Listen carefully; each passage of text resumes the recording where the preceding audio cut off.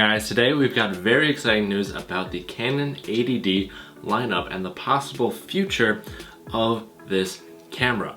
Let's dive into it. So I was perusing one of my favorite websites, and that's canonrumors.com. They always have a ton of information about cameras before they're released. And I came across this article saying Canon registers a 32.5 megapixel APS-C DSLR in Taiwan. And basically what this means is they have gotten the rights and kind of the licensing stuff to build a 32.5 megapixel APS-C DSLR. Now this is a really big deal because the rumors that we've heard in the past about the APS-C size DSLR cameras was that basically this line was cut. There would never be a 90D. They were all switching over to mirrorless or just other newer cameras, and this was just going to be the last of its kind.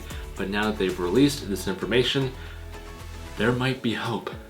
So we have a little bit more information on the camera here. It will be a digital SLR, which is what the 80D is. It will have Wi-Fi and Bluetooth 4.0, an LPE6N battery, which is the same as the 80D, 6-level battery display similar to the EOS 5D Mark IV. So now if you're not familiar, the 80D has a 4-level battery display, so basically you can only know if it's at 0, 25, 50, 75, or 100. In between those, you kind of just have to guess. So if it has a 6-level battery display, it'll basically just be a more high-tech battery, so you have better information on the battery life of your camera.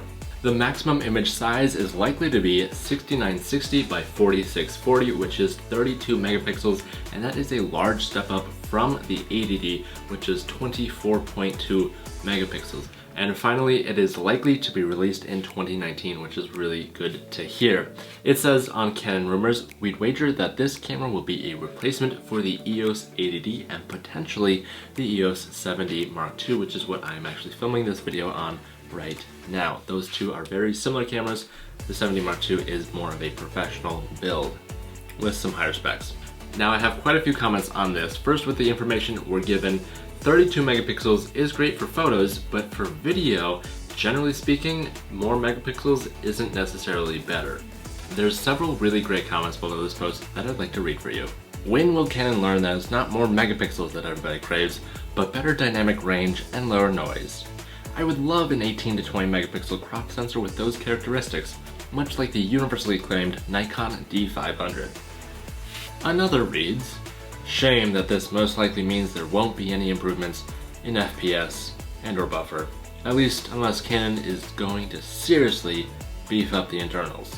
And finally, one that sums this up really well, camera makers give buyers what they want. The fact is that more megapixels sells cameras, just like more horsepower in a car that will be stuck in bumper-to-bumper traffic most of its life.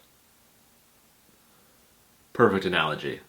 Alright, now final thoughts. If I were to be able to design the 90D and give it the specs I would like to see, first off, 4K 30 and 24.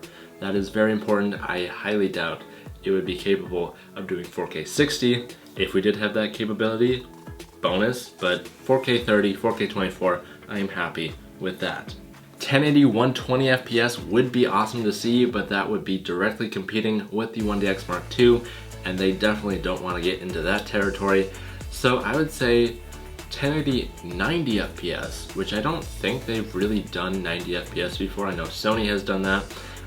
They usually stick to 24, 30, 60, and 120. So they could do 90, but it's more likely to have 1080 60, which is the exact same as what the 80D is able to do. You know, other than that, there's really not too much I would change. Leave this flippy touchscreen.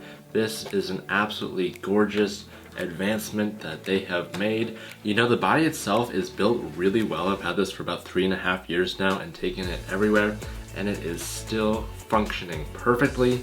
I guess they could just update some other user interface kind of things, because those are starting to get a little outdated.